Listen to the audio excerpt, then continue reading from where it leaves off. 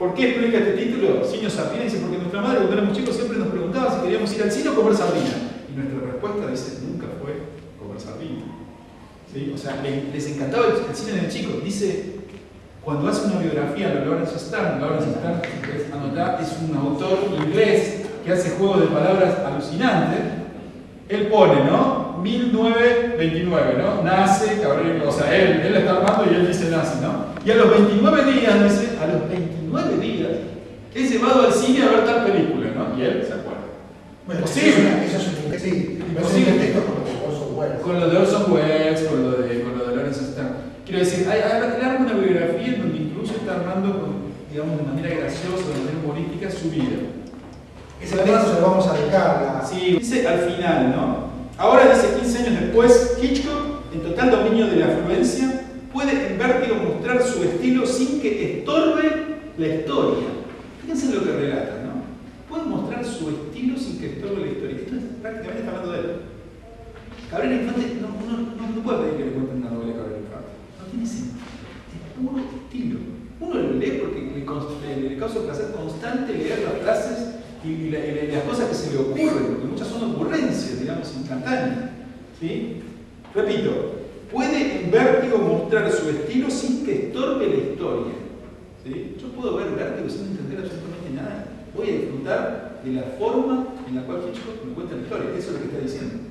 Podríamos pensar en algún autor, digamos, también que hace lo mismo, que es Wong Kar-wai en In the Mood for Love, con Ánimo de Amar, la película de Wong Kar-wai que les recomiendo, tiene este parámetro. O sea, la historia no me importa, pero tiene una forma de contar que es histórica y que la puedo ver y rever, digamos. Cabrera tiene esta postura. Dice, hay múltiples acercamientos en la película, pero solo 3 close-ups cortados.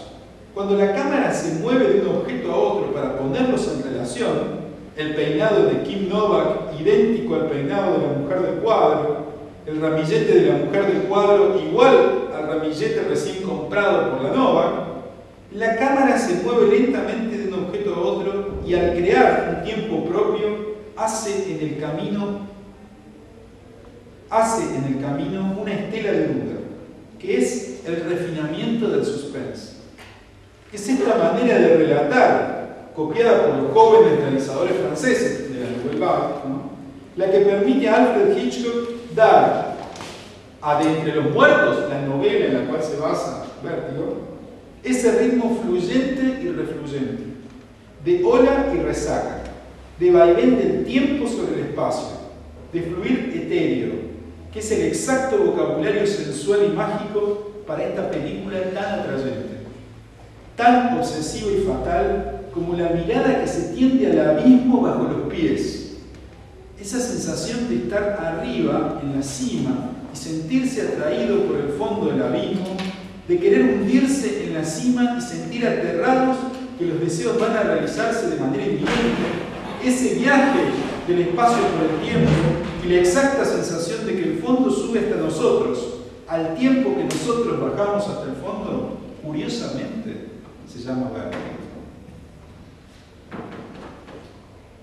Muy difícil hacer esto, escribir una crítica de este tipo sobre unas grandes películas de todos los tiempos, teniendo casi nada de tiempo. Quieren caer en el lenguaje o en el vocabulario o evitan o van a querer evitar hacer una copia.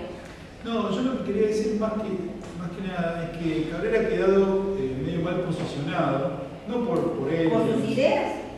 Un poco por sus ideas, sí, totalmente, pero también en la agenda, hay una agenda, ustedes tal vez no se han dado cuenta, pero hay una agenda cultural literaria, digamos, o sea, esto lo vamos a decir mal y pronto.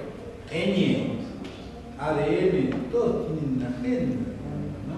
Y ellos excluyen más de lo que incluyen. Las agendas culturales, yo por ejemplo soy alguien que colecciona las series y ADN de cultura, pero por ejemplo la agenda de los libros que presentan es algo que no directamente yo no lo leo ahí, porque qué sé yo, se presentan bestsellers todo el tiempo, y yo realmente quizás a nosotros que estudiamos esto nos interese más, nos parecen por ahí. Por supuesto, por eso te digo. Bueno, Exacto, chicos, silencio, por favor.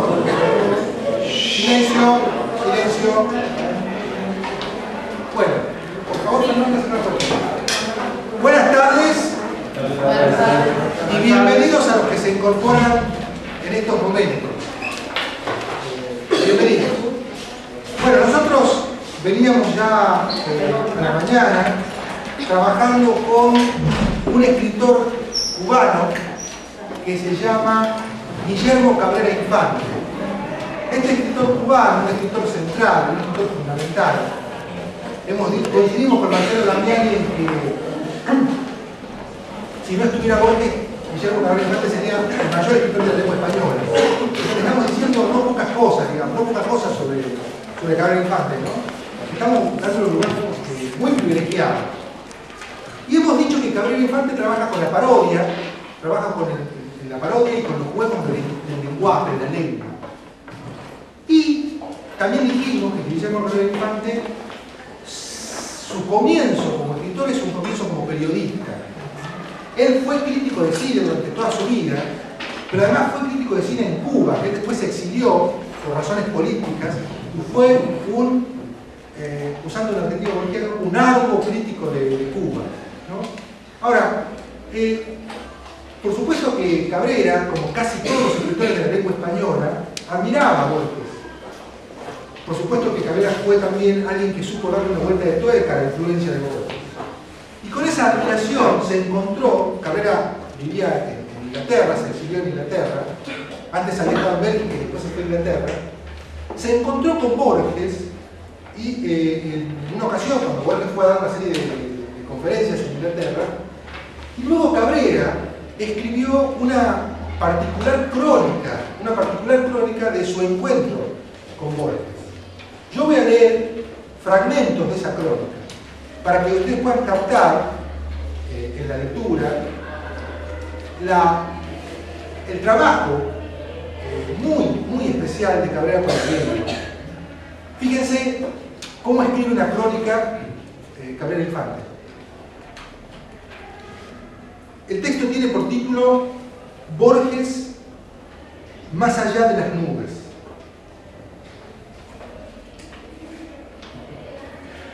Al otro, a Borges, era a quien le ocurrían las cosas.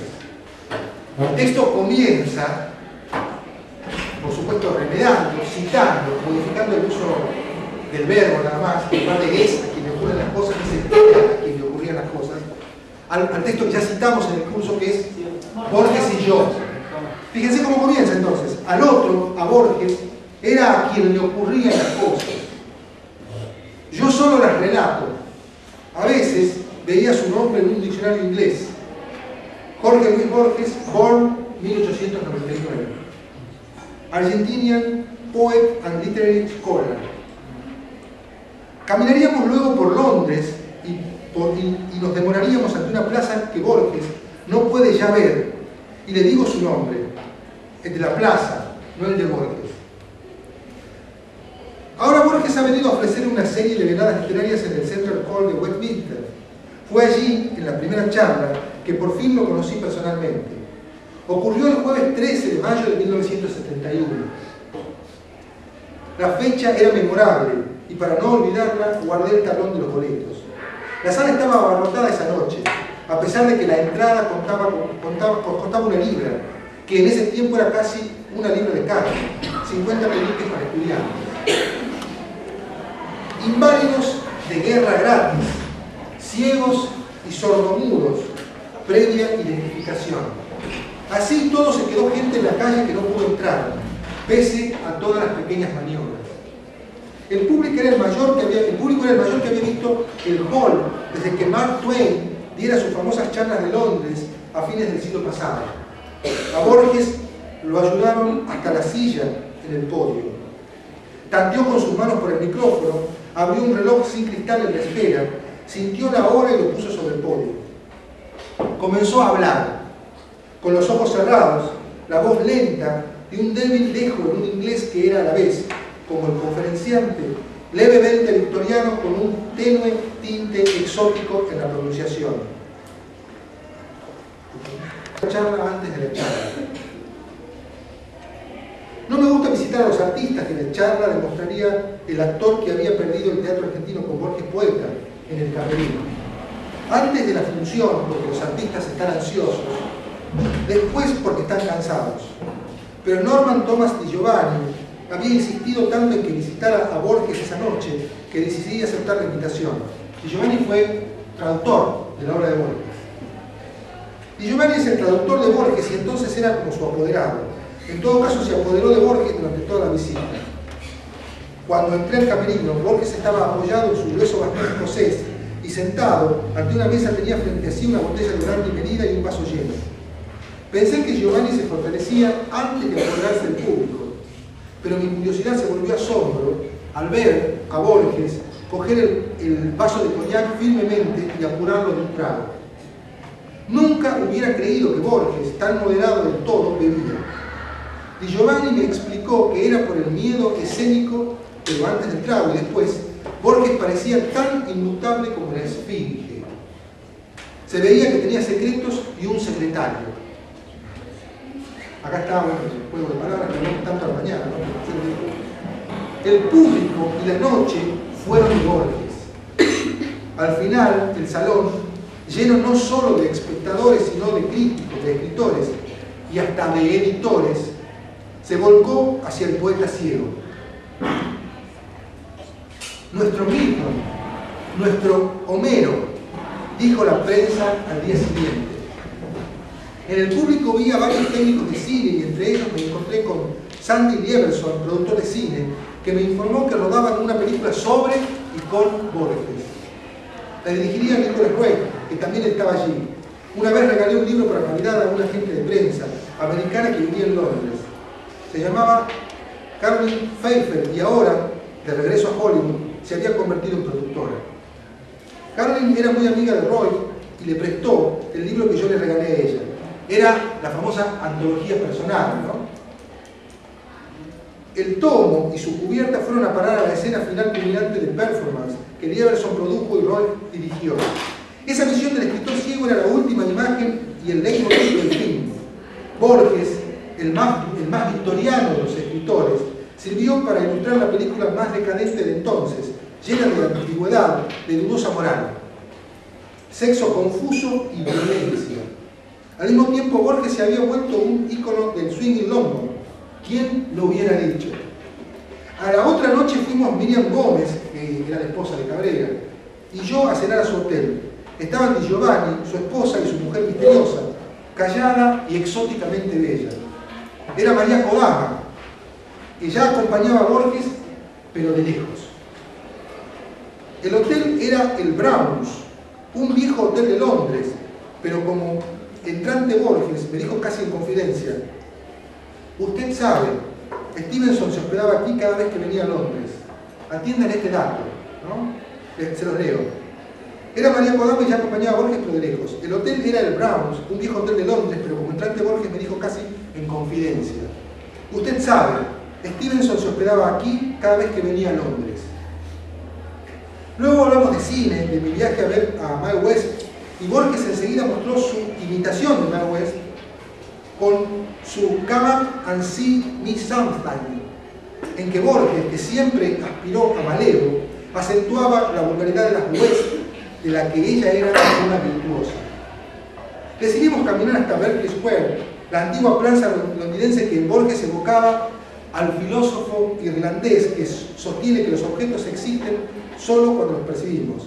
Cuando dice al filósofo irlandés se refiere a Berkeley, a George Berkeley.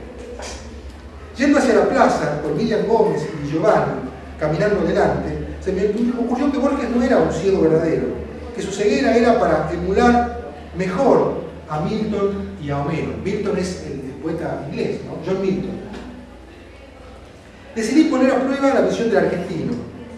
Las calles que rodean a Berkeley Square traen un tráfico veloz aún tarde en la noche, casi todo compuesto por taxis ávidos en busca de trabajo a la salida del teatro. Llevé a Borges hasta el medio de la calle y lo dejé allí con un pretexto ad hoc. Vi los taxis venir, eludir a Borges apenas y seguir raudos. Borges no se inmutaba. Seguramente que discípulo de Berkeley, de este filósofo irlandés, George Berkeley.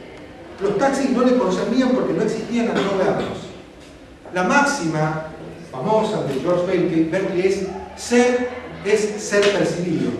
Es decir, las cosas, el mundo existe porque alguien las percibe.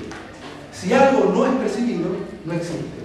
De ahí la referencia que hace Cabrera Infante en el texto.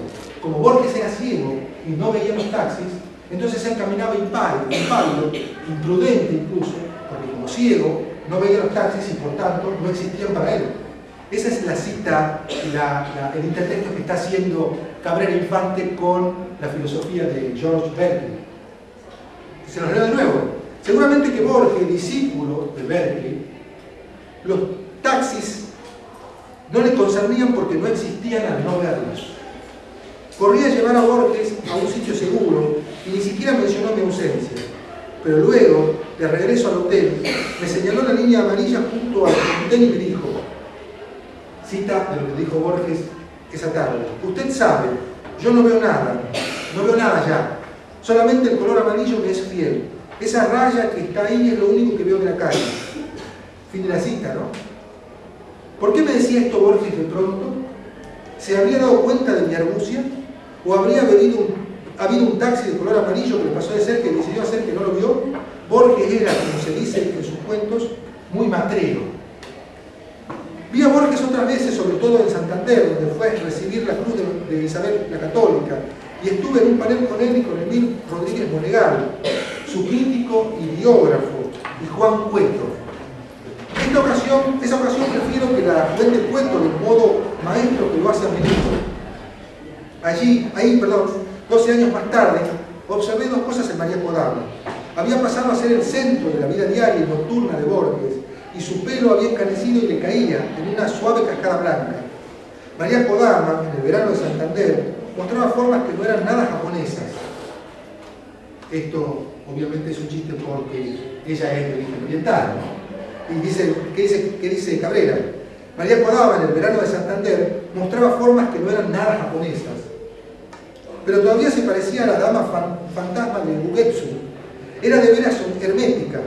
Juan parecía más interesado en el contenido de la Kodama que en el estilo de Borges. Se lo dije a Juan y agregué: debías decirle que ella te recuerda constantemente a Ugetsu y a la dama fantasma. Cueto me miró y se sonrió por debajo de su espeso bigote. ¿Y qué crees tú que le dije? Le dice Cueto a Cabrera. La última vez que vi a Borges fue de nuevo en Londres, ciudad que le atraía por razones estrictamente literarias, ya que no podía apreciar la arquitectura ni ver la niebla. Tal vez Borges viviera en un Londres interior, con su propia niebla. En todo caso, fue traído a Inglaterra por una asociación anglo-argentina que quería disipar las tensiones que había creado entre Inglaterra y Argentina en la Guerra de las Malvinas, ¿no? Después de un cóctel confuso, en los bajos los indios daban una bienvenida de saris y turbantes a un visitante hindú.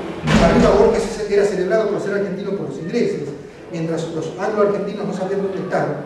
Después de un cóctel confuso, fuimos a cenar entre todos los restaurantes de Londres. ¿A dónde? Al Hotel Browns, ese hotel al que Borges había mencionado antes, diciéndole que ahí había estado el escritor inglés Stevenson. Ya había notado en Santander que Borges daba traspiés mentales, o sea que a veces se olvidaba o hacía que se olvidaba. Esa noche resbaló en una de sus citas. Al llegar al hotel, y atiendan acá porque, bueno, hay una anécdota que de alguna manera dibuja muy bien a Borges, ¿no? Grafica a Borges y a Cabrera también, en relación con esa anécdota. Al llegar al hotel, todavía en la calle, le recordé lo que nadie tal vez recordaba. Borges, le dije, está recordando Cabrera, ¿no? Borges, le dije, ¿recuerda que a este hotel venía Stevenson cada vez que visitaba Londres? Me miró asombrado, dice Cabrera, y me dijo: no me diga, no lo sabía. Gracias por dejármelo saber. Pero no termina acá la cosa.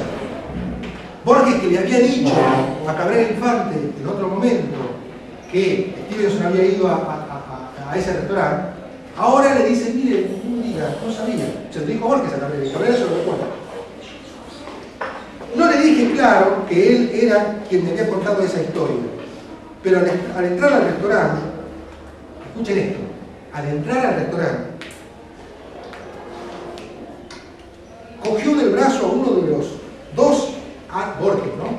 De los dos anglo-argentinos que me acompañaban, y oí cómo Borges le decía a su acompañante: ¿usted sabía que Stevenson, cuando visitaba Londres, venía a este hotel? Acá aparece, bueno, pero no termina ahí todavía, porque sigue la anécdota.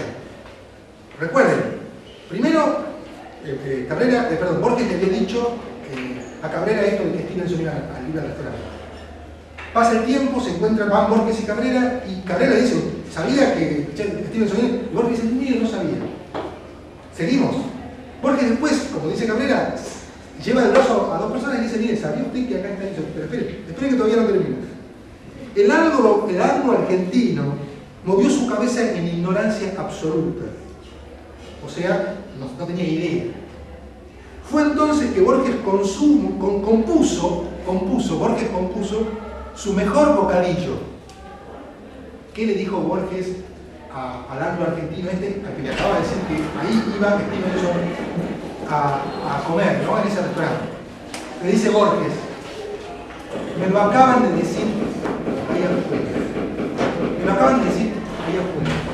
Es decir, de alguna manera, esto muestra la inventiva de Borges.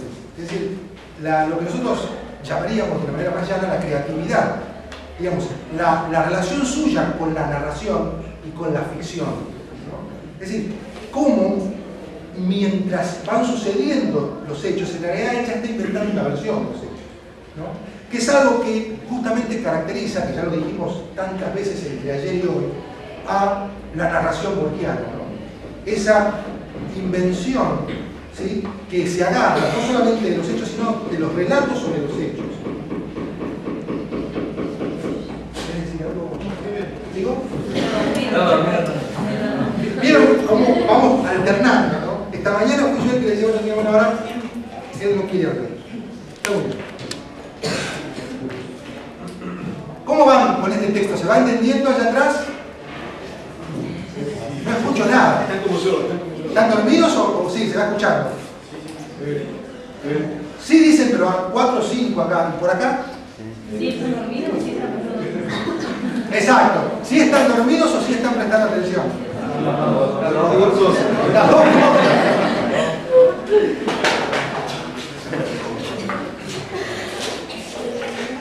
Bueno. Continúo. Pero que a mí siempre me dio que pensar que es curioso, ¿no?, que dos de los más importantes escritores argentinos, Borges y Cortázar, en ese sentido Cortázar está más cerca de Filloy. De hecho, Filloy se quejaba de que Cortázar le había robado alguna cosa, digamos, ¿no? Borges y Cortázar, durante la década del 40 y del 50, escriben cuentos fantásticos, ¿no? Y en este sentido, la hipótesis de Link, que me parece interesante, es que ellos, ustedes saben, eran dos antiperonistas. Ya hemos mencionado antes el antiperonismo de Cortázar, ¿no?, que dice que se va a vivir a Francia porque los bombos no le dejan escuchar a Bela Bartok, ¿sí? Y Borges también, declaradamente, quiero decir, a Borges el peronismo también lo agredió, ¿no? Y, o sea, hubo fuego de todos lados. Lo destino el cargo de inspector de pollos. Inspector de pollos. Inspector de aves y de pollos, ¿no? Él era un bibliotecario, quiero decir, ¿no? Tenía un puesto menor en una biblioteca del sur, y cuando sube el peronismo lo degradan así como para que renuncie y alternar la función. La hipótesis de Link es que Borges y Cortázar, durante los 40 y los 50, ustedes saben, durante los 40 Borges construye su obra, sus grandes libros, Ficciones hilares, como lo hemos dicho. Cortázar, en la década del 50, va también a publicar sus grandes libros, ¿no? Bestiarios, Fernández de Fuego, ¿no? La razón, según Link, podría estudiarse, podría pensarse de que Borges y Cortázar en la década del 40 y del 50, que son las décadas peronistas, podríamos decir por excelencia, escriben relatos de ficción fantásticos, son porque son una forma de rechazo del peronismo. O sea, la estética peronista, dice Link más o menos, es una estética realista, una estética demasiado directa, una estética simplista, ¿no? Y en ese punto, frente a esas ideas, hay una suerte de solución de Borges y de Cortázar, que es escribir lo opuesto. ¿Qué es lo opuesto de la literatura realista? La literatura fantástica. ¿Sí? Y escribir, si quieren, cuentos complejos, cuentos que no son fácilmente asimilables a una realidad, ¿no? Esta hipótesis me parece que es interesante, más allá de que podamos discutirla, ¿no? Pero que es curioso que justamente los dos grandes escritores argentinos coinciden en eso, ¿no? Tienen muchas diferencias Borges y Cortázar, pero en el género fantástico, su amor por el género fantástico en su, podríamos decir, oficio en el género fantástico, en su persistencia, coinciden, ¿no? Coinciden justo en la época. Bueno, Cortázar es uno de los autores de Borges, digamos. Por supuesto, ustedes saben que el primer texto de Borges, que es publicado, que es Casa Tomada, lo publica Cortázar, perdón, lo publica Borges. El primer texto de Cortázar lo publica Borges, ¿sí? En una revista. En ese sentido, los dos tienen una buena relación, ¿no? De hecho se encuentran 2 veces, aparentemente nada más, y tienen un buen diálogo, ¿no? Y coinciden en muchas cosas más allá de que en otras no, estéticamente. No, me parece interesante esta cuestión de marcar, ¿no? Porque hemos estado hablando un poco de las relaciones problemáticas que hay entre el periodismo y la literatura, que en alguna medida son las relaciones entre una realidad simple, simplificada, ¿no? Que podríamos decir de la cual tiene que dar cuenta el periodismo, y una realidad un poco más compleja, construida, ¿no? De la cual supuestamente da cuenta la literatura. Hay una frase de Héctor Libertela, que es ahí un escritor argentino también recientemente fallecido, que me parece que es una frase de los 60, de los 70, completamente una revista llamada Literal, que dice algo que me parece que Borges y Cortázar podrían haber estado de acuerdo, ¿no? La frase es la siguiente, dice: la literatura es posible porque la realidad es imposible. Esta cuestión que hemos insistido bastante, es que para leer o para escribir literatura hay un corte con la realidad. De hecho, yo si quiero ponerme a leer tengo que parar en el mundo, ¿no? Y tengo que irme a un lugar tranquilo. O si quiero escribir pasa lo mismo, o sea, hay un corte con la realidad. Hemos hablado del corte al cansancio casi. Libertela es un teórico del corte también, movimiento vanguardista, ¿no? Y para retomar un poco esta idea y seguir, o volver a Cabrera Infante, que es el autor del cual estamos hablando ahora, y una de las admiraciones, como bien dijo Fabián, de Cabrera es el Che, ¿sí? Hay un texto de Piglia, otro autor que hemos mencionado, que es El último lector, ¿no? Donde habla del Che, y en donde hace toda una lectura del Che muy interesante, que es el Che como lector. El Che era un gran lector. Se tenía que aislar, podríamos decir, de su lucha revolucionaria para leer. Es más, la hipótesis de Piglia es más extrema. El Che siempre fue un escritor en potencia. Lo sabemos, todo gran lector es en realidad un escritor en potencia. Para escribir hay que leer, digamos. Y en este punto, el Che, según Piglia, es un gran lector, un escritor en potencia, y no es escritor porque se dedica a hacer la revolución. Y eso no le da tiempo, más que de vez en cuando, para leer algo. Al revés de Walsh. Al revés de Walsh. Exactamente. Exactamente. Esa es la contrapartida, podríamos decir, de Walsh. Porque él Y Piglia encuentra una imagen del Che que tiene mucho que ver con Walsh, ¿no? Que ahora vamos a ver de dónde viene. La imagen del Che es leyendo en medio de la selva boliviana arriba de un árbol.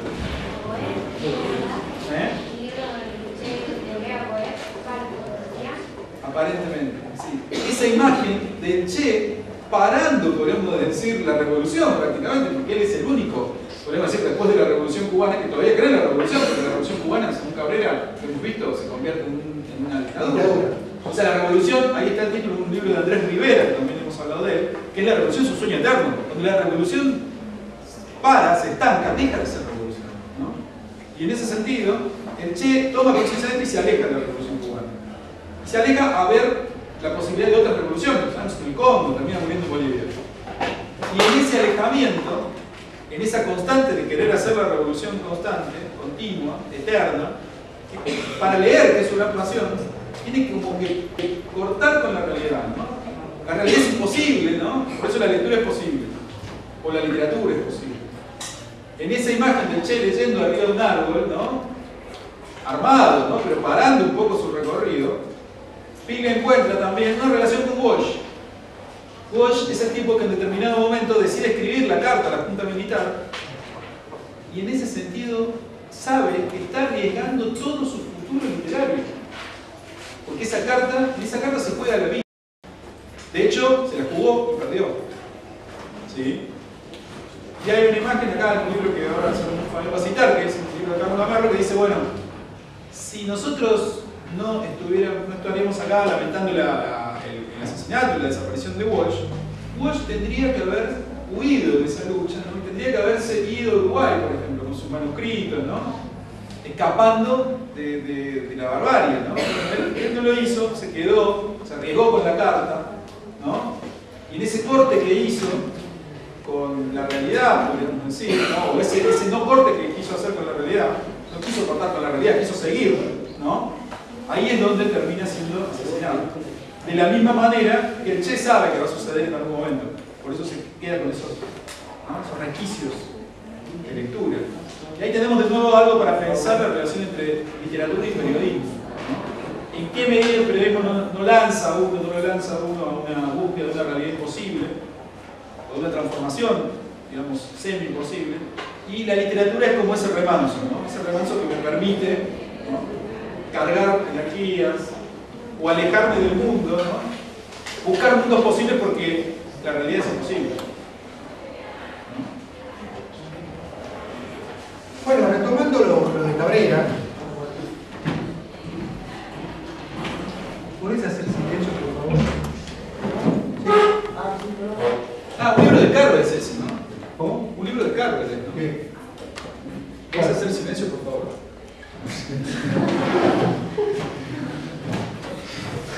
Habíamos dicho que Cabrera Infante, bueno, lo dijimos tantas veces, escribió su obra al amparo del exilio, o casi podríamos decir que escribió su exilio al amparo de su obra. Hay un libro que es central, ya lo dijimos, respecto a este asunto, que es Mea Cuba. El primer ensayo, y digo ensayo en realidad reviso lo que digo, porque el primer ensayo, crónica, relato, ¿sí?, se llama Mordidas del Caimán Barbudo. Por supuesto que ya en el título aparece una sonrisa, ¿no? Uno inmediatamente piensa, bueno, ¿quién es el Caimán Barbudo? Y es evidente que está refiriéndose a Fidel Castro, efectivamente. ¿Quién dijo? Muy bien, Fidel Castro. ¿Sí? Y fíjense que él dice, ¿por qué dirá mordidas? ¿Por qué creen ustedes que se llamarán mordidas?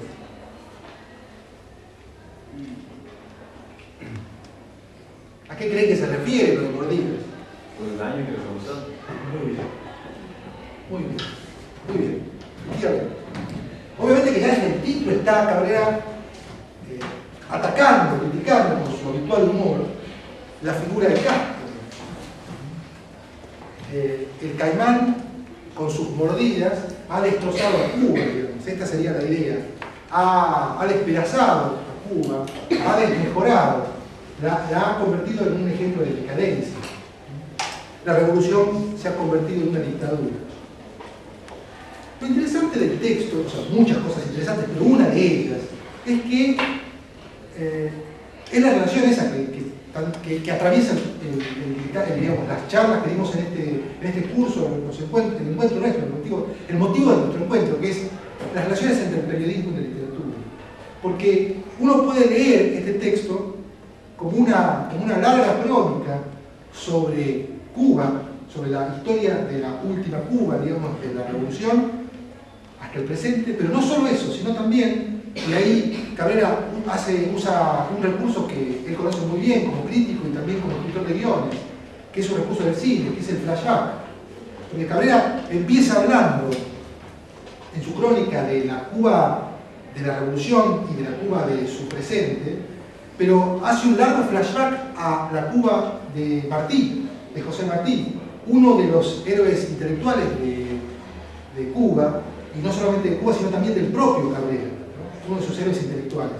Entonces, digo, se puede leer como una crónica que hace un zigzagueo del tiempo, que avanza y retrocede, pero también, por supuesto, es una muestra palmaria de lo que es su posición respecto de Cuba, de la historia de Cuba, de las relaciones de la literatura con el poder, y también, ¿sí?, por supuesto, su opinión sobre la literatura de Cuba y de lo mal que le ha hecho la revolución a esa literatura. Entonces, es también, además de una crónica, un ensayo sobre la situación cubana y sobre todo sobre su relación, la relación de Cabrera con esa situación cubana. Fíjense cómo comienza. El ocaso, inmediatamente hay un paréntesis que dice, después vino el acoso. El ocaso del llamado renacimiento cultural cubano comenzó cuando Virgilio Piñera, uno de los escritores cubanos también más conocidos, ¿no?, difunto, cuando Virgilio Piñera, difunto, descendió la escalerilla del avión de las líneas aéreas checas en el que acababa de regresar de Bruselas vía Praga y bajó los escalones como una escala musical, con su paso de Pisagonito ya tarde en la tarde. Se los leo de nuevo. El ocaso, después vino el acoso, del llamado renacimiento cultural cubano, comenzó cuando Virgilio Piñera, difunto, descendió la escalerilla del avión de las líneas aéreas checas, en el que acababa de regresar de Bruselas, vía Praga, y bajó los escalones como una escala musical, con un paso de Pisagonito ya tarde en la tarde. Los juegos de palabras de Cabrera no son solo juegos que exploran la dimensión semántica del lenguaje. ¿Cuál es la dimensión semántica? Las relaciones entre los significados de las palabras, ¿sí? Acoso, ocaso, ¿sí? ¿Qué significa el ocaso? ¿Y qué significa el acoso? Evidentemente ahí hay claramente una exposición de los significados disímiles, si ustedes quieren decir distantes, como diría Borges en Magia Simpática, ¿no? Entonces está claramente la cuestión de la dimensión semántica. Pero al mismo tiempo que está la exploración con la dimensión semántica del lenguaje, está el juego con la sonoridad, con lo que nosotros estudiábamos en la escuela secundaria, que es la sintaxis, ¿sí? O la sintáctica, la dimensión sintáctica, que es la forma de la palabra y su sonido. Ya sea, ¿cómo decíamos cuando las palabras tenían un sonido armónico entre sí? Que había eufonía, que había un sonido agradable, amable, que invitaba a escucharse, ¿no? Y cómo decíamos cuando esos sonidos producían un efecto de alivio, de golpe, de shock, de desagrado, de desarmonía, si ustedes quieren, usando un concepto de la música, que eran sonidos cacofónicos, ¿sí? Cacofónicos, o sea que nos desagradaban. Bueno, Cabrera es, yo diría, el gran explorador de la lengua en su dimensión semántica y sintáctica en los juegos de palabras. No solo en el plano semántico, sino en el plano sintáctico. Porque, y vuelvo sobre el comienzo, el ocaso, después vino el acoso. Y luego el final de ese texto que yo acabo de leer. Y bajó los escalones, muy bien José, como una escala musical. Fíjense, escalones, escala, ¿no? Y los escalones como si sonaran como una escala musical. Por supuesto, esto es una metáfora, no es una comparación. Y luego dice, con su paso de Pisagonito, que es una palabra que a nosotros no nos suena como propia de la lengua de que hablamos en Argentina, pero sí podemos suponer que es, ¿no? Un paso suave, un paso tranquilo, no un paso apresurado o agitado, sino un paso suave, con su paso, y además fíjense, paso de Pisa bonito, con su paso de Pisa bonito, y luego, ya tarde, en la tarde. Terminado el párrafo. Acá termina el párrafo. Yo voy acá. No pierdan de vista el hecho también que esto es una escena. Está narrando una escena. La llegada del ataúd de Virgilio Piñera. Y cómo desciende por la escalerita, como una escala musical, dice él, y va a dar en el asfalto duro, dice Cabrera. Esto, por supuesto, es una escena que es una sinegro, que es una cifra, como diría Borges, es una cifra, ¿no? Una síntesis de lo que va a decir luego después en toda la crónica, como en todo el ensayo de Cabrera, ¿no? Fíjense cómo sigue.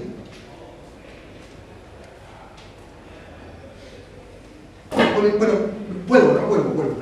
Con aleteo de mariposa tropical que se escapa del cautiverio del coleccionista, Virgilio se detuvo un momento y se arrodilló para inclinarse adelante y abajo, reverente, posando luego los labios limpios en la roja tierra de Cuba, abierta al crepúsculo como una boca ávida. Pero lo que se oyó fue un sonado beso dado en falso al duro y negro asfalto de la realidad. Y anota Cabrera que este es el arte también de la cita, es el arte de la referencia, ¿no? Entre paréntesis pone, ¿cómo se llama el escritor? Virgilio Piñera. Inmediatamente, si uno piensa en resonancias literarias, de la historia de la literatura, piensa con ese nombre, Virgilio Piñera, en un poeta que se llama Virgilio, que es un poeta romano. Virgilio, gran poeta romano, digamos, que escribió la Eneida, ¿sí? Un poema épico, que a su vez remeda o cita de una forma u otra, su intertexto es la Odisea de Homero, ¿no?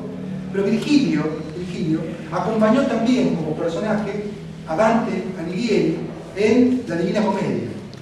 Entonces, Cabrera, que por supuesto es un ávido lector y que, bueno, está pensando en Virgilio Piñera y está pensando en Virgilio, el poeta romano, dice entre paréntesis, el gesto virgiliano de Virgilio Piñera resultó una suerte de ibris dantesco.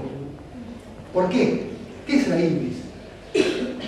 Digamos, no podemos detenernos acá qué es la ibris, pero así para decirlo rápidamente, de acción forzada, equivalente de una manera, como digo, torpe y brusca al pecado, algo que no está bien visto, digamos. Entonces, fíjense. Un acto de soberbia, podría ser. Bien. El gesto virgiliano, dice, o sea, de Virgilio Piñera, resultó una suerte de ibris dantesco, por pésima puntería. La pista, donde cae el ataúd, había sido recubierta hacía poco con un chapopote hecho de petróleo ruso. Fíjense, de nuevo los distintos niveles en el lenguaje. La pista había sido cubierta de petróleo ruso, o sea, ya Cuba era estalinista. Ya Cuba estaba bañada por la dureza, la rigidez, la disciplina y la presión del régimen estalinista que había ya asfaltado el lugar donde va a caer el ataúd de Virgilio Piñera. Esto está diciendo claramente, ya Cuba se ha convertido en una dictadura. Pero fíjense cómo elige decirlo Cabrera, entre paréntesis, y respecto de una cita del Dante Alighieri, del personaje Virgilio, del poeta romano. Jugando con todo un nivel de aliteraciones. No sé si saben, pero las aliteraciones son estos juegos de palabras donde los sonidos iniciales se repiten, ¿sí? Por ejemplo, pésima, puntería, asfalto, no sé cómo, hay una serie de repeticiones ahí, con la letra P. Petróleo. Pésima puntería de petróleo, ¿no? Así, este juego es juego literativo. Sin embargo, continúa el texto, sin embargo, no fue un error de cálculo diferencial, ¿no? En lugar de decir no fue un error de cálculo, es un error de cálculo diferencial. Ustedes saben que esa es una parte de las matemáticas, el cálculo diferencial. No fue un error de cálculo diferencial lo que marcó el inicio de nuestra decadencia, y acá ya habla claramente de lo que venía anunciando. No fue un error de cálculo diferencial lo que marcó el inicio de nuestra decadencia, sino lo que pasó meses antes. Allí terminó el mentido florecimiento de las artes y las letras. La cruel crítica oficial, se está refiriendo a la cruel crítica del gobierno de Cuba, y el posterior cierre de Lunes es esa revista, ese semanario donde trabajaba Cabrera como crítico, que fue censurado. Dice, la cruel crítica oficial, el posterior cierre de Lunes, el suplemento literario del periódico Revolución, del que Virgilio era uno de los principales colaboradores, fue el film. Entonces acá tenemos, como ya decía antes, la escena que él elige narrar, ¿sí?, que va a sintetizar, va a ser la cifra, va a ser la síntesis, va a ser al mismo tiempo el inicio de su larga crónica, porque es largo el texto, de su larga crónica sobre lo que ya dije, la decadencia con la llegada de la dictadura, según Ramón Cabrera, del régimen de Castro, y de su relación fatídica, también usando un adjetivo borgiano, ¿no?, de su relación fatídica con ese gobierno. ¿Marcelo? Pero tampoco empezó exactamente ahí el asunto, ese de la Villa Smarrita, sino cuando fue censurado y secuestrado PM. PM es el documental, ese que mencionamos esta mañana. ¿Cómo?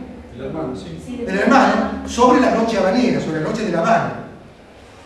Sino cuando fue censurado y secuestrado PM, un documental patrocinado por Lunes, o sea, este suplemento cultural, esta revista, que no tenía contenido político alguno que justificara la incautación. Solo negros bailando, como dijo el ministro de Educación Hart. Luego, y luego el paréntesis ahora sí, nuevo paréntesis, luego la broma cástrica, es decir, como si fuera una broma gástrica, ¿no? Luego la broma cástrica se completó cuando nombró Castro a Hart ministro de Cultura. Esto sí fue lo que señaló con claridad al sol de Cuba el principio del fin. De nuevo el ritmo, ¿no? Y al sol de Cuba, que parecía que era el sol de Cuba, ¿no? Pero, señoras y señores del jurado, comencemos por el verdadero principio.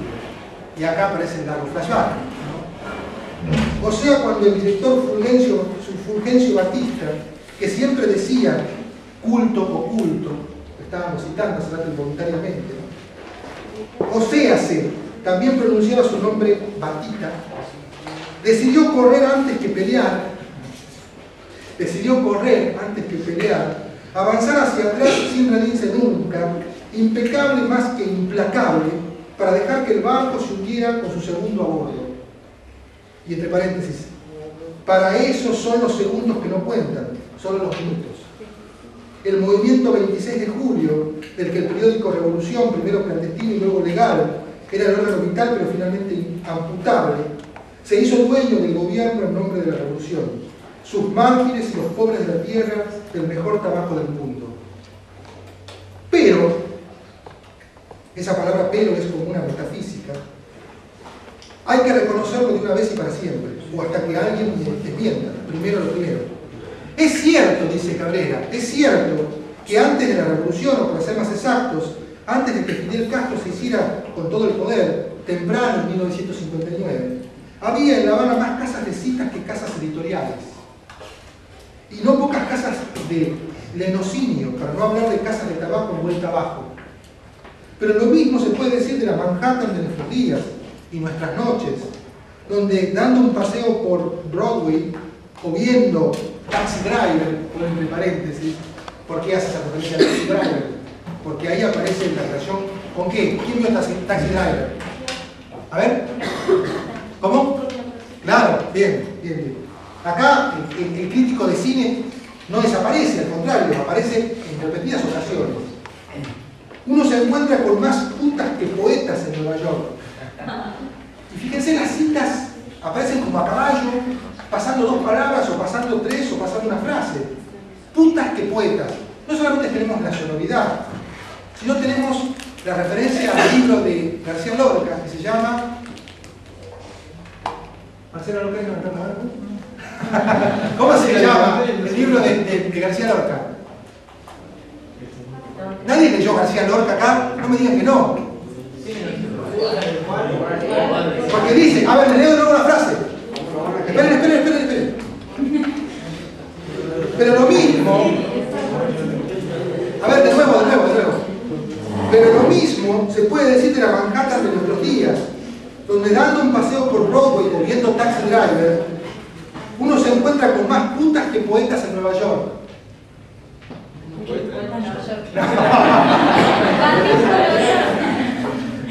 Tarea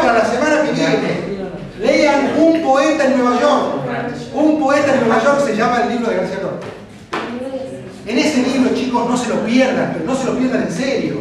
Hay un famosísimo poema de García Lorca, es una joya, sobre Walt Whitman, donde compara, escuchen esta comparación, uno no se puede perder de leer este poema de García Lorca sobre Walt Whitman, donde compara la barba. Ustedes saben que Walt Whitman tenía una barba blanca, ¿no?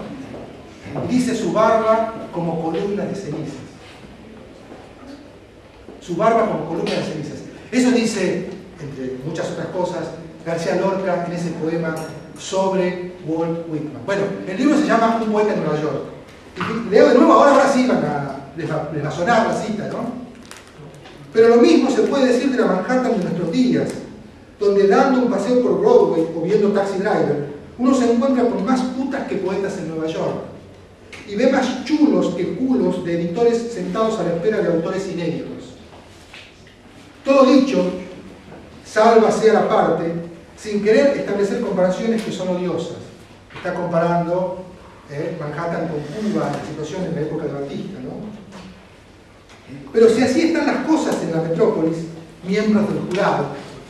A ver, acá hay varias referencias. Me parece a mí, no sé qué opinas vos, Marcelo. Estoy de acuerdo. Miembros, ¿está de acuerdo antes que lo diga? Muy bien. Miembros del jurado. ¿Alguien de acá leyó algún fragmento, por más no sea, o escuchó hablar, o tuvo que leerlo para introducción a la filosofía, la apología de Sócrates? Sí, ya leí. ¿Y a quién se dirige Sócrates?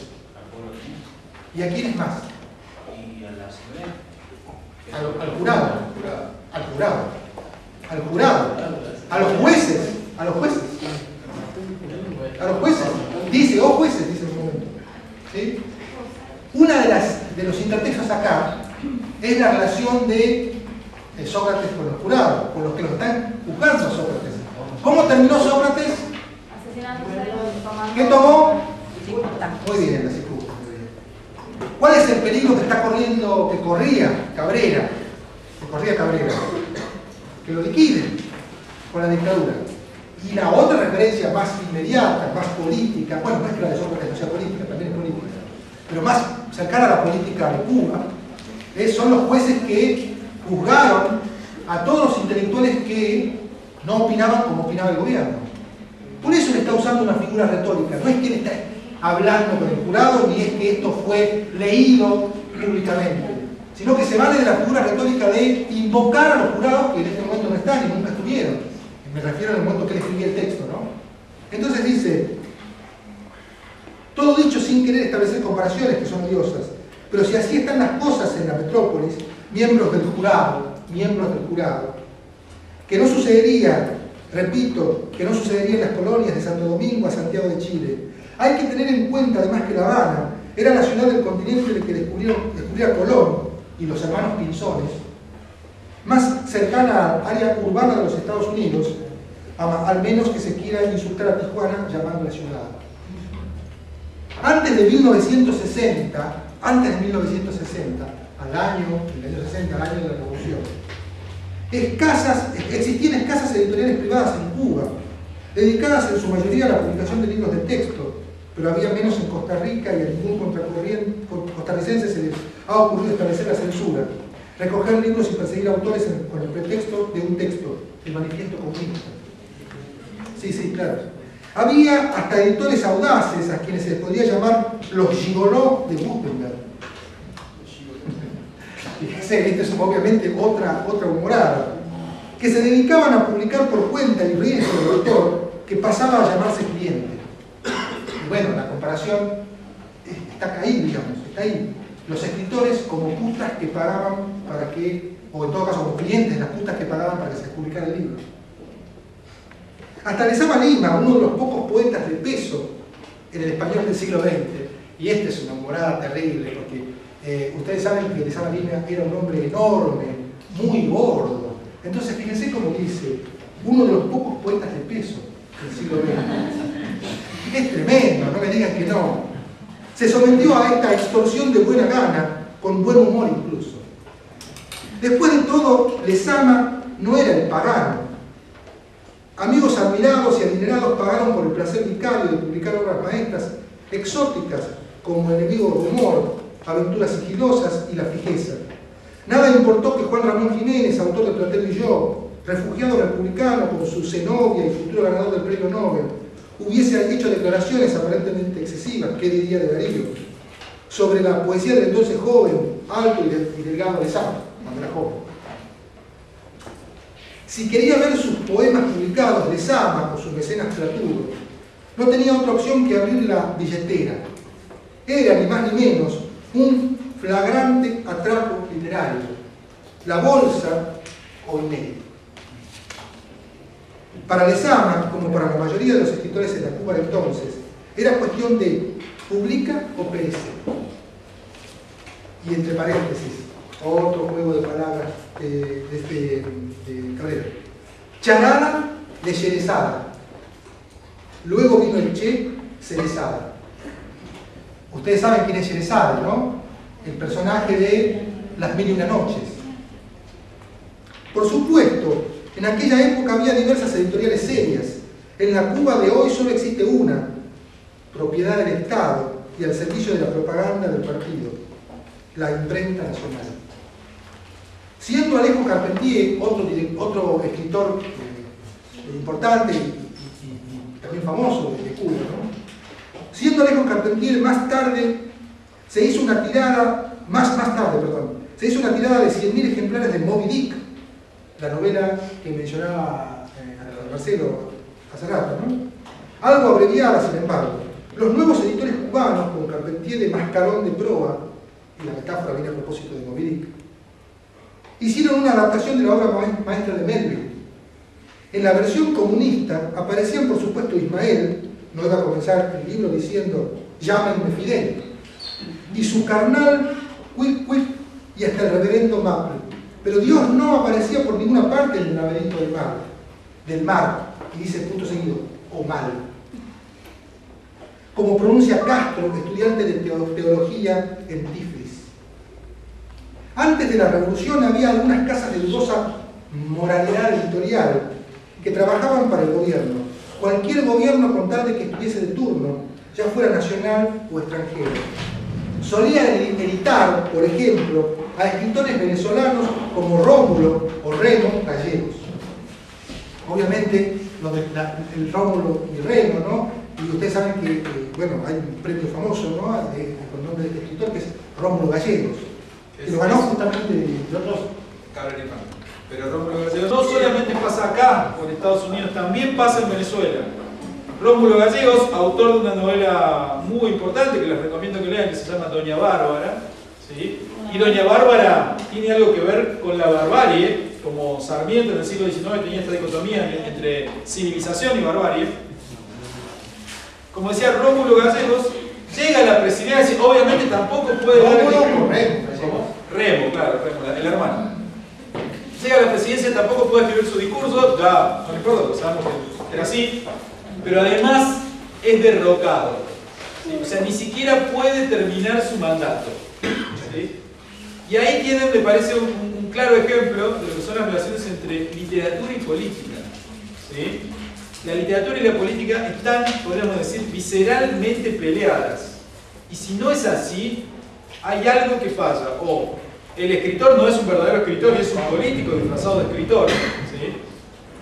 O la política está haciendo usufructo de cierta literatura, para decirlo mal y pronto. ¿Sí? Y en esto también se puede utilizar el esquema de lectura que hemos utilizado para el periodismo. Sabemos que todo periódico tiene una línea editorial y que en ese sentido no es fácil para los periodistas hacer coincidir la opinión de ellos con la línea editorial. En este punto podríamos decir que todo partido, toda política quiere forzar tarde o temprano al escritor que pertenece o al artista que pertenece, en el caso de Brandoni por ejemplo, a entrar en una línea que no necesariamente es la de ellos. ¿Sí? Y es ahí donde el artista auténtico termina siendo desvirtuado por la política, digamos, ¿no? En algún punto. Como es la crítica de Cabrera, para volver, ¿no?, a Castro. Castro está alejándolos, podríamos decir, de su libertad creativa. Ese es un poco el resumen de todo lo que dice Cabrera. En la medida en que la revolución no deja a los artistas actuar en libertad, se está convirtiendo en una dictadura. De hecho, la dictadura lo que hace es dictar lo que hay que hacer y lo que no hay que hacer. Y en ese punto es el artista uno de los primeros que lo nota, y por lo tanto se tiene que ir, ¿sí? Porque si no, sabe cómo va a terminar, como Sócrates, de los ejecutos. Son las 5:30. Sí, Vamos a decir que es Caín, Caín, ya lo dijimos, ¿no? Formando una palabra con las dos primeras letras de su nombre, respectivos nombres, ¿no? Y empieza presentando a Caín, que se llama Retrato del Crítico cuando Caín, ¿sí? Claro, como ya ahí es como cuando caí, digamos, ¿no? Pero Caín. Y el primer subtítulo, porque está lleno de subtítulos, es Devorado por mi propia resistencia, ¿no? Y él está jugando de que es Gabriel Infante, pero a su vez está Caín, y se le dobla, ¿no? Entonces empieza así, dice, sería mucho decir que este prólogo se debe no tanto a la insistencia de Caín en que lo escribiera, como a mi resistencia a complacerlo. Si, o sea, ya de entrada está planteando la diferencia, dice. Hay un hecho cierto, toda relación es siempre un doble camino, entre Caín y yo, y no solamente una primitiva buena educación, sino su inmesurada idolatría me obligan a ponerle en el primer lugar de la oración. Entre Caín y yo, repito, siempre ha habido el mismo violento intercambio que entre el verdugo y su víctima, César y Cleopatra, el café y la leche, Roldán y Catulla. La tradición nos une, la historia nos reúne, ¿no? Conocí a Caín bien temprano, ¿sí? Caín naciendo entre las aguas, se llama el segundo. Conocí a Caín bien temprano, desde su nacimiento, en una palabra. Sé, por francas veleidades femeninas y ciertas revelaciones de madrugada, que Caín surgió como Venus de entre las aguas. El nombre le vino a su alter ego, o sea, él, ¿no? Bajo la ducha. Como el mito se confunde a menudo con la religión, la suma de dos sílabas produjo casi un milagro. Un crítico de cine se beneficiaría con 3000 años de propaganda y la sonoridad fratricida de un nombre, aquel que tiene el que fue cabeza de los hombres impíos. Solo faltaba rogar que no tuviera lugar una tribu de cronistas de cine llamados Enoch, Matusael, Tubal y así Tubal-Caín, que son todas figuras míticas posteriores, ¿no? Y acá, bueno, después los otros títulos que no voy a leer, el texto dice, Caín es el tercer hombre, haciendo una alusión, obviamente, a la famosa película El tercer hombre, ¿sí? Pero también sabemos que en esa película, cuando la comenta, Gabriel Infante es una alusión al tercer hombre de Aristóteles, ¿sí? Después dice, ¿quién mató a Hegel Valdés? La quijada de Caín, Can cínico, la erudición culpable, ¿no? Y en una que me parece una de las mejores, se llama La lengua de Caín es el lenguaje del cine. Y empieza así, dice, durante siglos los teólogos, los estudiosos de la Biblia, el profesor Sandomir y otros mortales curiosos se afanaron por conocer el idioma de Adán. No puedo hablar de Adán, porque no lo conocí, pero sí puedo hablar de su hijo peor, y puedo hablar de que hablé mucho con él. Por tanto, debía hablar su mismo lenguaje. Es así que puedo decir con certeza que hablé el idioma de Caín. La lengua de Caín es el lenguaje del cine. Este idioma es también el de muchos de sus amigos. Con todos ellos hablé y hallé que su lenguaje era también el lenguaje del cine. Sé que debo dar ejemplos. Si Caín quería hacer corto un relato largo, simplemente decía, te voy a hacer la sinopsis. Cuando se refería a un suceso que ocurría en tiempo y lugar idénticos, lo identificaba así. Esta secuencia, un 12 de octubre hablaba conmigo de cine, alguien llegó y dijo, un día como hoy, Colón descubrió América. Caín interrumpió al intruso con violencia. No vengas a introducir en la conversación ese flashback. En una ocasión visité su casa. Al llegar lo sorprendí enmarcando mi figura con sus manos. Fabián, por favor. Exacto, ¿sí? ¿No? Una cosa así. Haciendo un cuadro de índices pulgares, ¿no? Esto. Bueno, claro. Todos los que hacen audiovisual saben. Seguí mi camino, seguí mi camino y Caín me atajó con una exclamación. No te muevas, que te me vas de cuadro. Ahora, perdón, una sola interrupción que sería como una pausa en el tiempo del relato. No me hagas también de introducción. Dice, para ser un personaje ficticio, Caín sentía un apego bien real por las mujeres. Curiosamente, Caín iba al cine solo.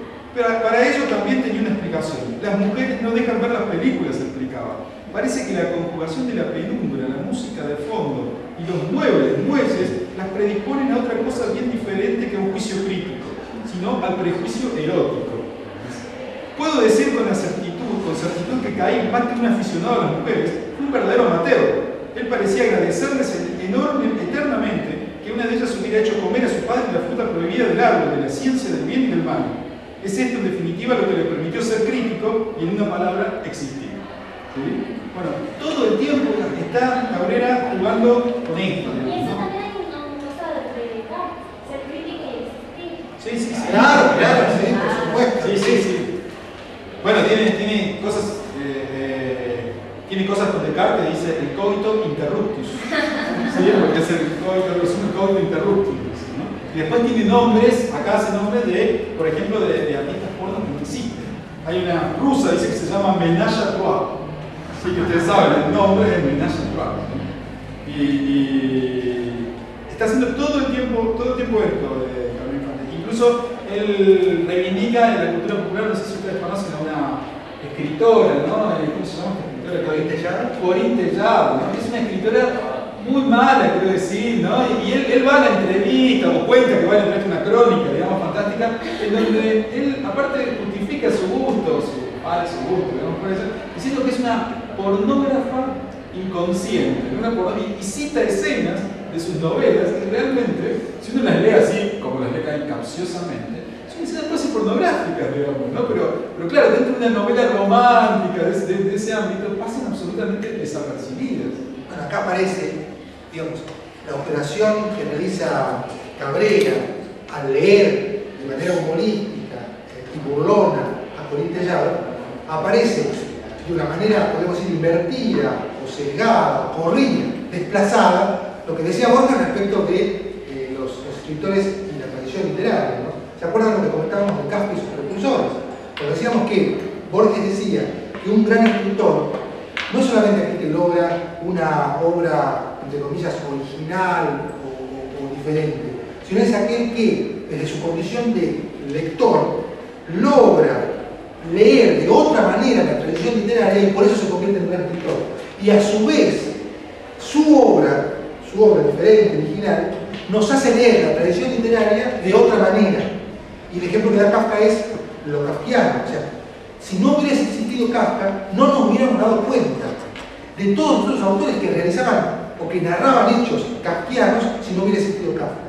Es decir, Kafka nos permite leer de nuevo la tradición literaria de Occidente, desde Homero para acá, y ver qué autores de alguna manera están proyectados por la sombra de Kafka. Pero porque existe Kafka, justamente, eso dice Borges. Bueno, en este caso Cabrera lo que hace es, fíjense la operación del crítico Cabrera, pero claro, con la embarada, con la burla. Le hace decir a Corinne Tellado, él puede ver de otra manera la escritura de Corinne Tellado, ¿no? ¿Qué ibas a decir? No, es como ver con los lentes que usamos en la Sí. O sea, Bueno, es inventar, usando la metáfora que vamos a usar, es inventar lentes nuevos. ¿Sí? para ver de otra Eso manera. de ya lo que puse pornógrafa también lo he leído en el blog de Carolina Infante, el Bestiaria. Bueno, es una alusión, evidentemente, a Cabrera Infante, el nombre O es. sea, y ahora que lo dice, pienso eso, porque el título del post se llama La pena del storyline, donde ya dice que Colin cada título de la novela de Colin Tellado era de una pareja que se escapa, cosas así. Siempre eran muy obvios, muy... Claro, sí, bueno, eso, lo del lugar común, la escritura kitsch, claro, eso, sí. Y ella algo así dice, se ve que también lo han leído. Y sí, claro. Bueno, Cabrera después también tiene esta serie de transformaciones que hace, ya con esto no leo más, digamos, que es, dice, un libro cuya sola tipografía es malvada, digamos, ¿no? O sea, evidentemente exagera, ¿no?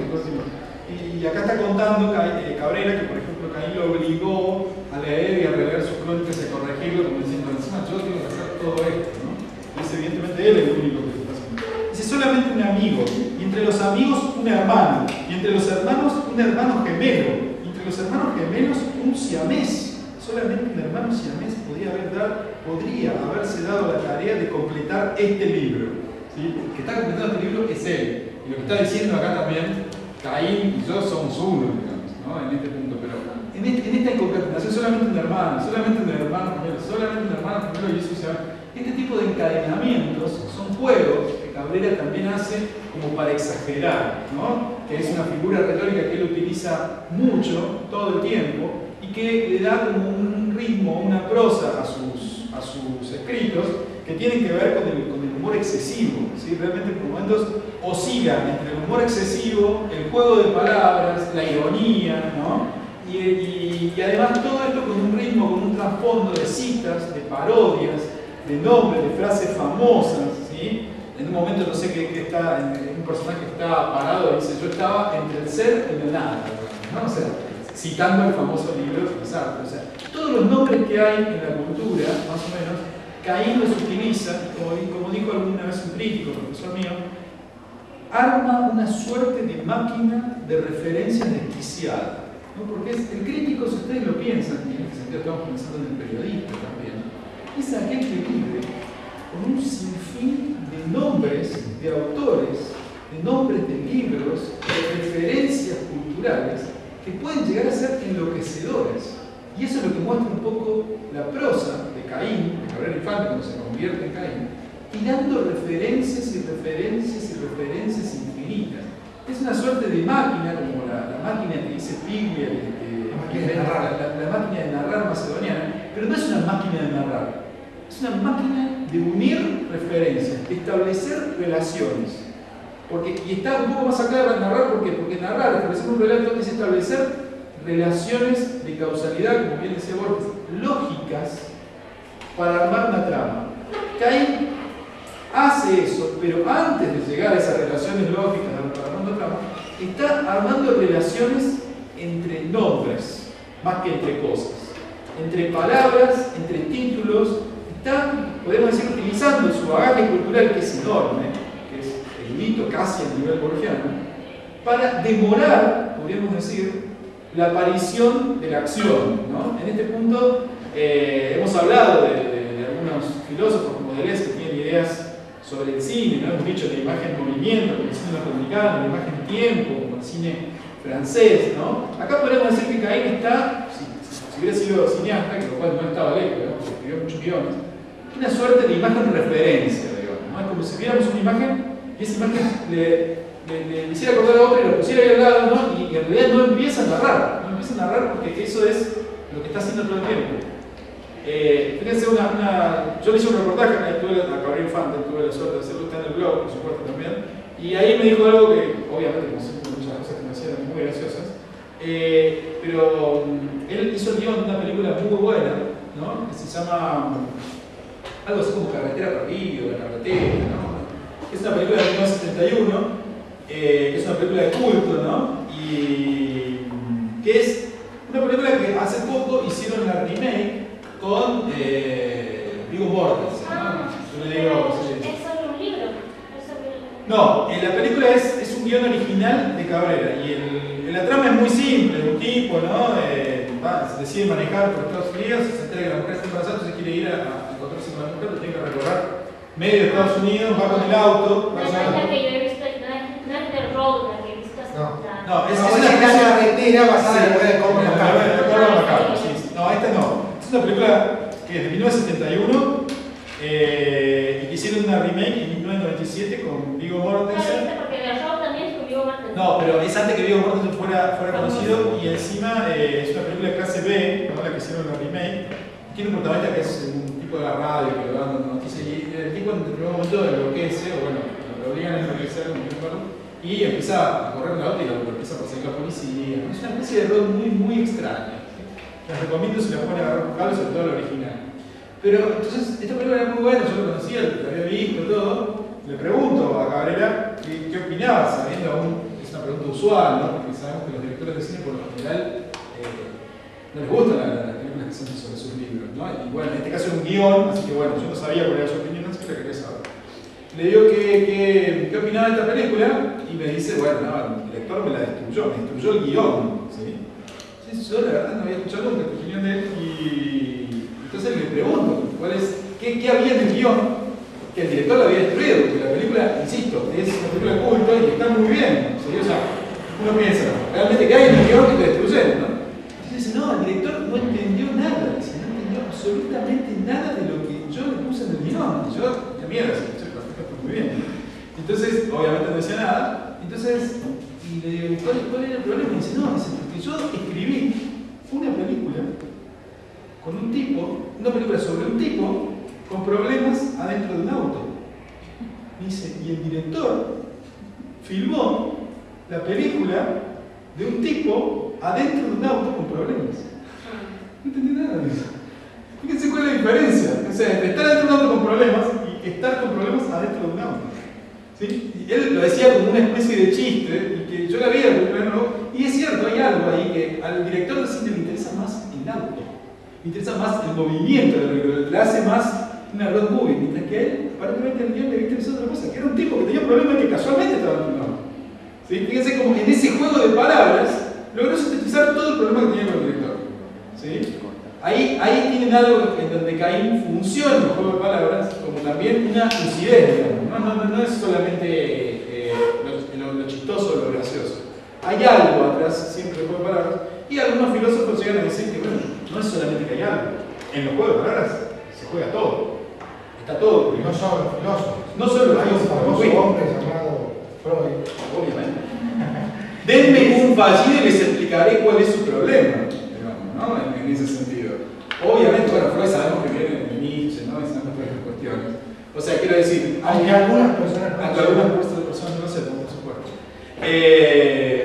Sabemos cómo, lo hemos hablado un poco, a partir del lenguaje se estructura todo lo que decimos, incluso todo lo que pensamos. No podemos pensar si no tenemos lenguaje.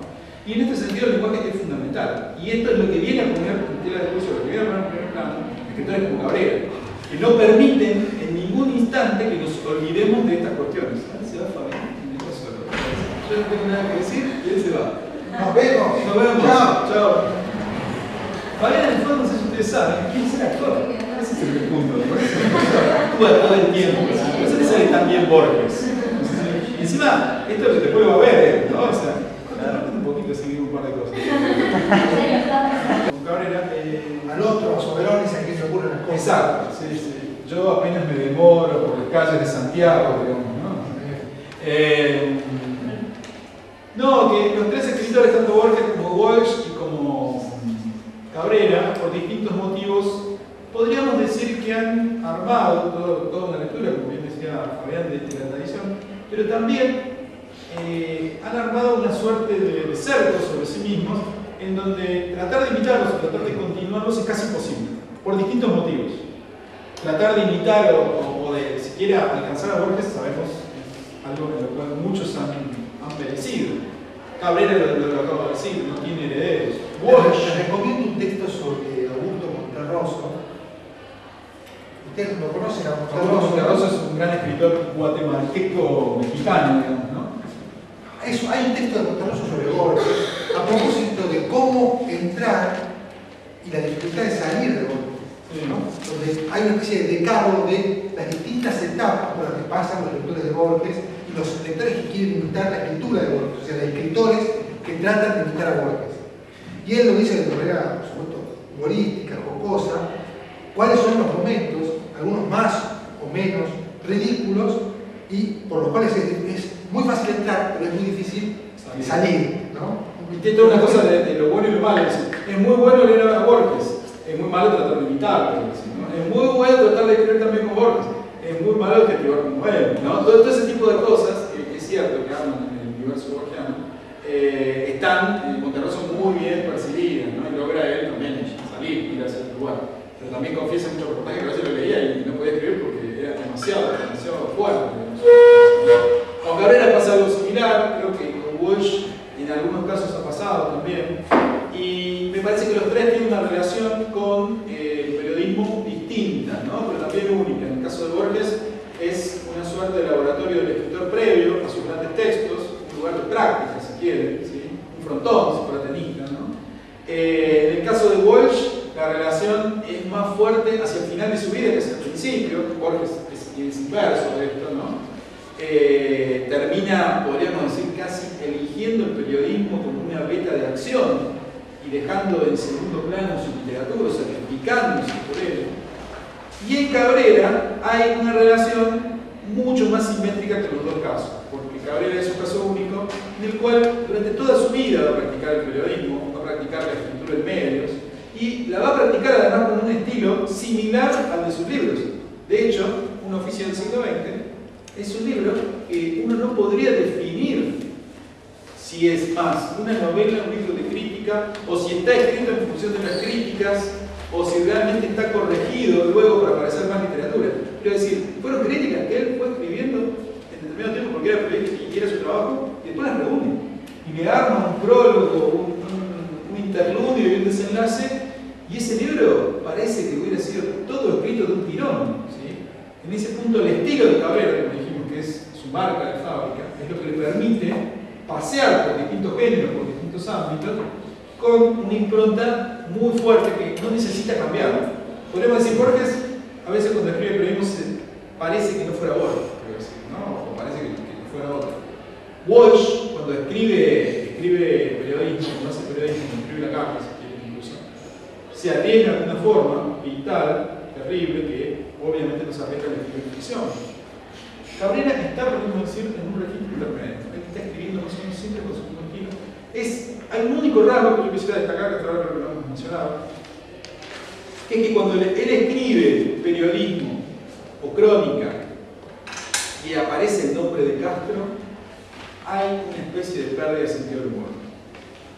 Y ahí Cabrera se transforma en un cabrón. Digamos, para hacer un juego de palabras que hubiera estado de acuerdo. Hay algo visceral con Castro que no puede procesar. Va a decir, no, tiene un límite, tiene un... Jerry Lewis, digamos, todos los grandes humoristas tienen ese límite. No, vean, es el límite de todo humorista, ¿no? De pronto, lo que pueden ver ustedes en Tato Bores, en cualquier humorista político hay un límite donde el humor cae, ¿no? Donde el humor cae y de pronto ya no hay, el chiste ya no causa gracia, digamos, ¿no? Ya no es gracioso, era gracioso, pero lo pongo a pensar, bueno, ese es el límite de Cabrera con Castro y con Cuba, ¿sí? De hecho, él fue exiliado, lo sabemos, y nunca pudo volver, murió en su otra isla, ¿no? Como decir, en Inglaterra, ¿sí? Y casi enfrente, podemos decir, ¿no? Casi enfrentado, en términos ideológicos, atravesado por un mar, o vivido por un mar, y ahí me parece que es donde Cabrera tiene un tono distinto, ¿no? En los escritos, por eso, Mea Cuba es un libro que no es gracioso, y por momentos es violento. Sí, por momentos es violento. Otro libro muy extraño de Cabrera, muy distinto, es también Mi música extremada. ¿Por qué? Porque ahí está analizando ciertas cuestiones rítmico-musicales, ¿no? En donde él parece que está pensando, ¿no? Todo el tiempo. Lo cual no es una parte normal de su estilo, digamos, ¿no?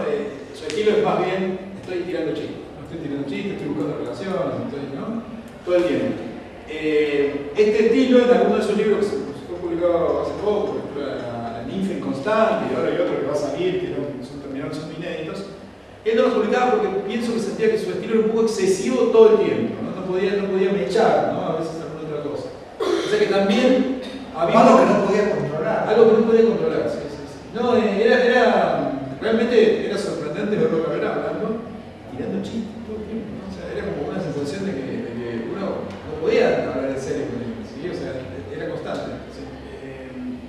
Y empezaron a hablar de Cabrera, las cuestiones que se me aparece direccionando constantemente en la cabeza, el hecho de los juegos de palabras, de los chistes, de las cuestiones. ¿Había algún tipo de expresión literaria o nombre en algún momento? Porque la verdad es que no sé por qué.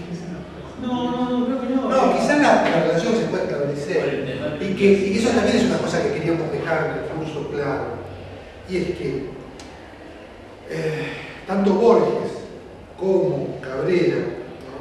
Y que quizás eso es lo que te suena a vos, te suena como una relación, tienen un alto nivel de experimentación en su prosa y en su trabajo con el lenguaje. A ver, mucho se ha dicho sobre Borges como un escritor clásico. Clásico en el sentido de ya consagrado, clásico como un escritor, ¿sí? que ha pasado a ocupar un espacio entre los héroes de bronce, ¿no? Ahora, también se ha dicho que Borges es un escritor clásico en un sentido estético, que su prosa ha alcanzado cierto equilibrio que no tenía el barroquismo de sus primeros libros. Pero se ha dicho menos, en realidad se ha dicho menos en términos de divulgación, más que de erudición crítica, porque los críticos a esto lo tienen bien estudiado. Sí se ha dicho, y esto dice, entre otros, Beatriz Sardo, por ejemplo, que hay una relación con la vanguardia de Borges muy importante. La vanguardia, también lo he dicho Piña, ¿no? La vanguardia no desaparece en Borges. En todo caso, lo que hay es una operación de camuflaje, hay una operación de combinación. Él había sido un poeta vanguardista, lo dijimos acá. Venía de Europa, enseguecido con las vanguardias y con el ultraísmo acá. Yo les decía, imagínense a alguien, un joven Borges que pega una revista mural en las paredes, como quien pega un afiche de Sebastián, ¿no? Digamos, bueno, la comparación es justamente para causar ese efecto en Rodrigo, ¿no? Como quien pega el afiche de un cuartetero. Bueno, él pegaba como afiches, digamos, el periódico mural. Entonces, imagínense un joven que además después, cuando publica su primer libro de poemas, lo deja en los bolsillos de personas que pasaban circunstancialmente por ahí o que regalaban sus libros. Uno no se imagina ese Borges, sin embargo, ese Borges, como sabemos cuando uno estudia la biografía intelectual de Borges, existió. Y esa vanguardia que le da a él, cuando se entusiasma con Lugones, con el modernismo, y después incluso dice, si hay una estética con la cual yo me asociaría, ya grande, no ya siendo un hombre maduro, anciano, es el modernismo. Y el modernismo es la primera expresión vanguardista de Latinoamérica. Entonces, las operaciones de Borges cuando propone que un ensayo es un cuento, ¿sí? Ese trasvasamiento de géneros, esa mezcla de géneros, así como veíamos en Mordidas de un barbudo, en el caso de Cabrera, que decimos que es una crónica ensayo. Bueno, cuando Borges escribe un poema que hace referencia a un asunto histórico, y escribe un poema conjetural, zumban las balas en la tarde quieta, comienza el poema conjetural que se refiere a la Prida, como si la Prida fuera el que habla en primera persona en ese poema. Esos cruces de género, eso viene de la vanguardia. Y Borges lo que hace es camuflar la vanguardia, no la hace desaparecer, sino que en todo caso, ese ímpetu vanguardista, esa experimentación con el lenguaje, sigue latiendo, pero no con la búsqueda del impacto instantáneo, momentáneo de shock, sino, podríamos decir, una vanguardia controlada. O si ustedes quieren, una vanguardia razonada, ¿sí? Entonces, ahí ya se diferencia de Girondo. Porque Girondo es un vanguardista. O se diferencia de, y Marcelo lo dijo en un momento ayer, o se diferencia de su maestro, de Macedonio. Macedonio escribe los tantos prólogos que dijimos ayer, ¿sí? Los 57 prólogos. Y escribe eso. No pasa a otro momento en el que deja de hacer eso. Borges toma la operación de Macedonio, toma la herencia de la vanguardia y podemos decir que la razona, la controla, la combina con Borges. El otro Borges, digamos, al que le ocurren las cosas, ¿no? Quiero decir, ¿sí? ¿Se entiende? Bueno, en Cabrera también hay un control de la vanguardia, un control de la operación de la experimentación con el lenguaje. También hay un traspasamiento de géneros, también hay una confusión, una mezcla, ¿sí? Y por eso es que quizás a vos te suena como eco Girondo, porque hay una relación con la vanguardia. Como yo decía al comienzo, uno a veces se deja guiar, se deja engañar por cierta difusión de los escritores, por cierta manera de verlos en la difusión de los escritores, que lo ubican como un escritor serio, ¿no? A Borges, un escritor culto, europeísta, ¿no? Esa imagen que se mudó. Y no se dice que fue vanguardista y que la vanguardia sigue en su obra. Quiero hacer una consulta con respecto a la sonoridad de las palabras. Sí. Porque es como que cuando yo leo, si llego a leer por Bella Cuba, me cuesta capaz entender eso o aceptarlo como legítimo. Entonces, ¿por qué? A ver. No sé, porque siempre voy a estar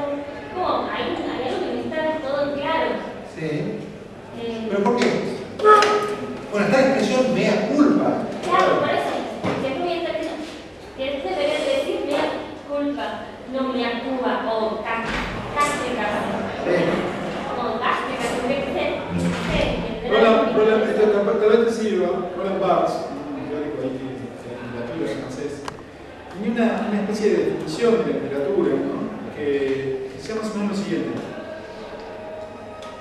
Entiendo por literatura no el lenguaje utilizado en su sentido más usual. Eso lo hace cualquiera. Eso está en la literatura para Barthes es un intento de forzar la lengua a límites insospechados. Podríamos decir de nuevo, si yo encuentro una lista del supermercado escrita por Gabriel Infante, ¿sí? La firma, ¿no? La lista de... Si yo encuentro una página con la que trato de leer, ¿qué es lo que diferencia? Las dos tienen la misma firma. O sea, el mercado, el mercantil, entiende que la firma es lo que hace valer el texto. Por eso luego Foucault habla de la muerte del autor. No en el sentido de que quieras matar al tipo, pobre tipo, sino que el autor no es una categoría tan importante a la hora de definir la literaturalidad de un texto, que es un concepto de los formalistas rusos, sino a ver qué trabajo hay ahí con el lenguaje. En este sentido, entiende Barthes que hay una búsqueda del concepto de lo literario a través de casi un concepto poético, digamos. Los poetas son los autores que no podés negar que tratan de buscar cierto aire literario, porque están todo el tiempo jugando con el lenguaje. Una verdadera novela, como dicen muchos autores, es esa que se puede leer como si fuera en el fondo una suerte de poema. ¿Sí? Si yo tengo, y acá hay discusión, digamos, en esto, si yo tengo todo demasiado claro en un texto, no hay ningún tipo de ambigüedad, ningún tipo de trabajo en el lenguaje. El caso de Cabrera es extremo, es un trabajo que no podés no ver. Hay otras gradaciones en donde el trabajo es más sutil, ¿sí? Pero si no está ese tipo de trabajo, si hay una supuesta transparencia absoluta, lo cual no existe, digamos, no sé si estoy hablando de eso, casi te diría que no. Y sobre todo no después de la vanguardia. Exacto. Si hay algo que caracteriza al arte del siglo XX, si pensamos en las artes plásticas, si pensamos en la música, ¿no? Si pensamos incluso en cierto tipo de cine, ¿sí? La opacidad, la resistencia, ¿sí? como propuesta opuesta a la transparencia es lo que caracteriza al arte del siglo XX. La opacidad, o sea, aquella obra que no me da todo celuloide,